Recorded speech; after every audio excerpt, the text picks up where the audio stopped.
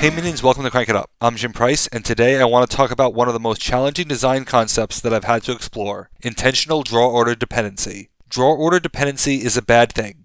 If you need to get your cards in a certain order at a certain time, it can make playing cards suboptimal and cause you to pass on turns.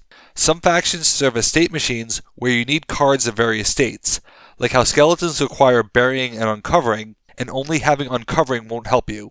Ghost Facers are another example where not having race limits what you can actually do, but so does not having any action destruction. So why would I intentionally choose this as a starting point for a faction? Mostly for the challenge. Could I actually get it to work? If you know me, you know I love board games but also love video games.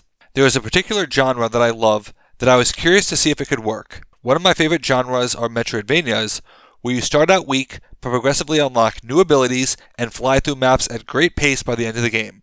I'm not big on IP in factions, but there's a particular IP that is meaningful to me and that fits perfectly here and also lets me throw shade at barrel to a degree: the Ori series. If you haven't played this series, I highly recommend doing so on Switch.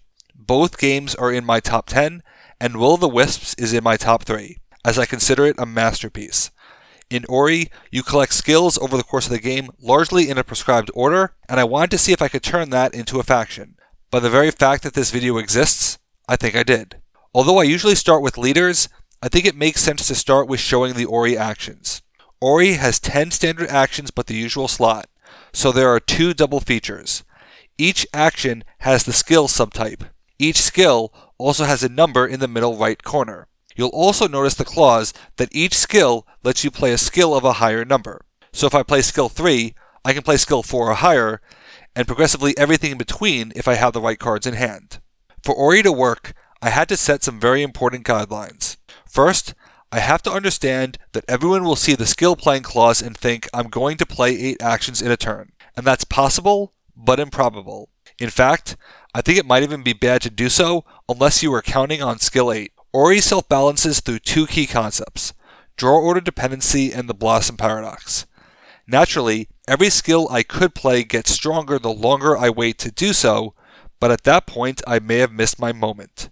The cards themselves take their ability to play additional skills into account when considering their balance. The higher the skill number, the better the ability, because less will come after. Many of the lower end skills target double features that I consider to be below average, so the skill play is actually raising them to acceptable levels because they would be underwhelming either way. It's also really important that the actions are as cast friendly as possible because no faction wants to pass on their action every turn. So when you are playing Ori, you have to consider what actions are played non-terminally because that's the best way to maximize your turn.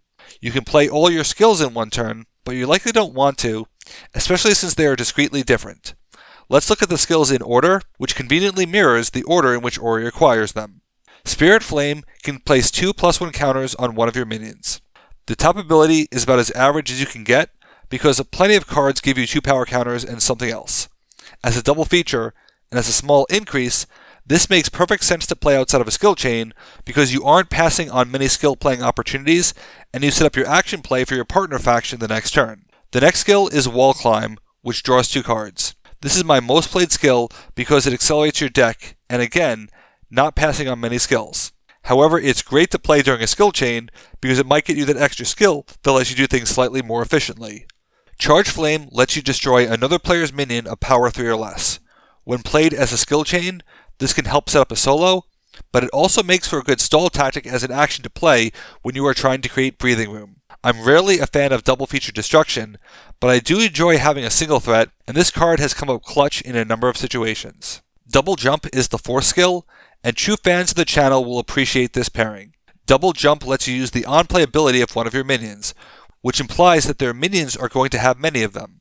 It will be hard to evaluate this without seeing some of their other cards, so we'll come back to it. Of all the skills, Bash is the hardest to explain and the hardest to use, but used correctly it can be incredibly effective. Bash was inspired by the actual in-game ability, where you bounce off an object, pushing yourself in one direction and pushing the object in the opposite direction. Bash has you choose a base and 2 minions controlled by different players. In 2-player you will be one of them, but you don't have to be in multiplayer. If 2 minions are on base A, one will go to B and one will go to C. This is very good to use non-terminally because it can create a lot of breathing room. It can also create a waste play as your low-powered minion bashes a higher-powered minion onto the base you intend to score. But there's an even better use case that I'll cover later. Stomp Attack lets you play a minion off the top of your deck. It's simple but unpredictable, as they have no foresight, but again it's very cast friendly. When you need to spread out, play this early because you can get it back. However, you'll notice that this is only the second skill so far that directly adds power, and we only have 2 skills left, so this will be part of your skill chain often. The 7th skill is Kuro's Feather. This is the move form of Fast as Lightning. You move a minion, presumably onto the scoring base, and then you will get it back if it goes to the discard pile. This can be the minion you bashed, or a completely other minion. The save is powerful, but requires you to have positioned your minions accordingly, and there are many times I don't get to use this because I didn't have a reason to spread out at the start, and I didn't want to burn it just for recursion. But you can only play one skill after this, which is Light Burst. Light Burst can be used for 3 terminal powers, which is like mini cards, but it can also go out in a blaze of glory. If you choose to banish it instead, Light Burst can be breakpoint reduction, typically up to 14. This does incentivize you to hold on to your skills, but in practice I've seen it average around 8, which based on the card collection required I find fair, especially since it's BP reduction and not power. But 50% of the time, even as part of the chain, I've used it for 3 terminal power, and I love the flexibility that it has. In order to make this work, Ori needs a number of tools to solve the draw order dependencies, tools that I made sure to solve in 4 distinct ways. This faction is particularly bottom heavy, where the lower tier minions are doing more than most in your typical faction. The recruit coup is essential. Coup lets you choose any minion here, and then you draw an action from its corresponding faction from your deck. If coup chooses an Ori minion, you know you are getting a skill, but it may not be playable for your game state this turn. But if you are low on skills and want to YOLO it, you can. If you set up a partner minion, then coup can get one of their actions, and is likely more freely capable. In both cases, however, it is telegraphed, which is an unfortunate reality of hunting for cards. You'll notice that it says any minion, not just one of yours, which would mean that you can draw actions off the top of your deck of other factions. But how do they get there? Gumo. Gumo is a variant of Disco Lu, the play or recur type. When you play an action, Gumo can start a secondary chain, especially with double jump. But don't sleep on the shuffle. In fact, I'm going to go out on a limb and say the key to learning this faction is to learn when to actually shuffle instead of just using him as a burst. Gumo can give you back a key action in a short time frame, not as good as top decking it, but it can be anyone's action. So if there is a freely playable, impactful action in someone else's discard, you can steal it temporarily.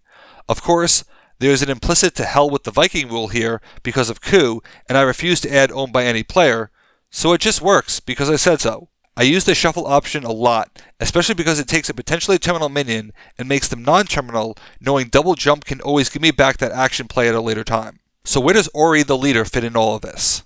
I think Ori is good for what this faction wants, even if Ori doesn't seem like a standout leader. Given the need to not waste actions, Ori can grab you a common action, any action in your deck that appears more than once, to give you what is hopefully a low impact but useful play. To mitigate the sting of hoarding actions, Ori offers a replacement play. Your regular action can become a minion play of power 3 or less. Only your regular action play, not a Gumo play. This is really good early on because you can play coups to aggressively draw actions, and it lets you set up your drawing partner actions in one turn. But Ori also has 3 unique minions that he can play that push the skill chain even further. These are the 3 elements from the first Ori game: water, wind, and warmth. These minions are all power 3, and each minion offers a replacement ability for an action play or a skill. Try not to think of these as competing with each other, but enhancing all of your options. The element of water can move one of your minions. The element of wind can give you a crucial shuffle, especially your upper tier minions. The element of warmth gives you persistent or terminal power. Unlike Ori, these can also replace skill plays, so they offer themselves as final boosters for a skill chain that ends in 7 or less. The extra 2 power can go a long way for efficiency. Terminal movement can work with the bashed minion. Getting back one of those skills is really important to allow you to have a smaller skill chain in the future. One of the key ways to playing Ori well is to know when to play these minions and which ability to choose. I really like Warmth because it's a light ability you can use every turn, whereas I wouldn't necessarily shuffle every turn unless my deck was thin. In fact, choice is at the heart of every Ori game. When do you use your big chain? How big do you make it? How do you maximize action plays when on paper you seem incentivized to hoard them? I played this faction a number of times with a variety of types of partners. Because of potential cast issues, it feels very natural to pair them with very cast-friendly partners, typically base modifiers. Base modifiers are very flexible to play, and they have the added incentive of tricking the Discord into thinking that this faction has base modifiers themselves. It also helps if you can get any form of Phase 3 action, because the actions really excel in Phase 3. It turns out, dragons can do both. Bring Down the Walls for Gumo can be incredibly telegraphed but incredibly strong. But the chain is perfect for dragon playstyles. You have Power 3 Destruction, potentially helped by the dragon depowering. You have Double Jump on the very Gumo you just played for another action. Bash is extremely strong in this play. You can kick someone else off and save one of your minions at the same time, like a runaway. You have additional movement with Kuro's Feather. Instead of saving the minion back to your hand, you keep it in play, which is generally better. If you can get far enough in the chain, Light Burst can create an easy double score. One of my favorite moments was bashing a Great Worm and another minion, using Kuro's Feather to move it to the bashed minion's base, double scoring it with Light Burst, denying them a VP on a completely different base they didn't expect to score, then returning Great Worm to my hand. With the bottom half minion focus, searching will be extremely useful. This is a really fun with killer plants, and I didn't use their Titan, because not many people know this, but that's a thing you can do. Venus Mantrap for Ku lets you grab either faction's action, which is awesome. The sprouts have obvious targets in the 3 elements. Overgrowth and Bash is a really nice play that lets you use a sprout terminally for easy presence.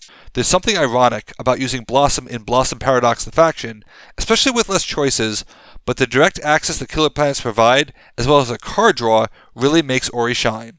I tested this with princesses because I wanted to see if I could stack the bottom of my deck with skills in the exact order I needed them, but what I found was a very good pairing that doesn't want to do that anyway. Woodland Helpers is still an important part of their recursion engine, especially with Wind able to freely shuffle them up. Ori doesn't ever have to worry about being lost, because he can grab Direct-to-DVD sequel to shuffle them back in later. Stomp Attack has a very good shot at 5 power, even the element of Warmth, which can squeeze extra terminal power out of skills. Given their excess movement, you can stall with True Love's Kiss only to bash them back. The only downside to this combo is that princesses have a high action density and a lot of lower value cards to sift through, but those actions do have decent cast considerations. You have 3 easily to play heirlooms, and skillets are pretty playable for low power minions, so even though they aren't as exciting as they should be, they are better than punting on your action entirely. When I was making my test criteria, I absolutely wanted to try them with musketeers to see how much I would hate myself. Honestly, I did not enjoy this combo, and I think that's really important, especially since they lost in a game that didn't feel particularly close. Even with the cast mitigations, when your partner brings almost all terminal actions, you are completely reliant on seeing Ori and the elements get anything out of your action slot. You would think that the musketeer playstyle would be enhanced by the skill chain, but it isn't, and I didn't want it to be, so I feel good about that. Sure, an action chain is going to benefit Mythic Greeks, but Ori plays less actions than most, and their action chain isn't larger than some of the other combos in the game. Admittedly, I mostly test average pairings, including the ones that aren't covered here. One of my favorite things about this faction is that on paper it is a second half faction, and they are almost always cutting into a deficit, but you need to decide when the game is actually on the line. It might be the mid game when you need to make your big move. If you wait too long, there might not be a game to salvage. However, they can be very scary late game, especially with their shuffling. But if you lose the element of Wind too early, they will suffer for it. Every card has to be used intentionally, sometimes in less than ideal circumstances. I found that Ori is about a 4 in complexity, where a partner can raise or lower the complexity by a single point. It takes some time to learn to play, but it has been incredibly fun, a great thought experiment, and I hope that you enjoy it. This faction is a lot like Babies to me, in that it breaks an established paradigm to do something that feels really memorable, and this faction means a lot to me, so I hope you try it and enjoy it. There are files in the Google Drive that will go live shortly after this video airs. What do you think of the Ori faction? Let me know in the comments. Thanks for watching, be sure to like and subscribe. Let's shut it down.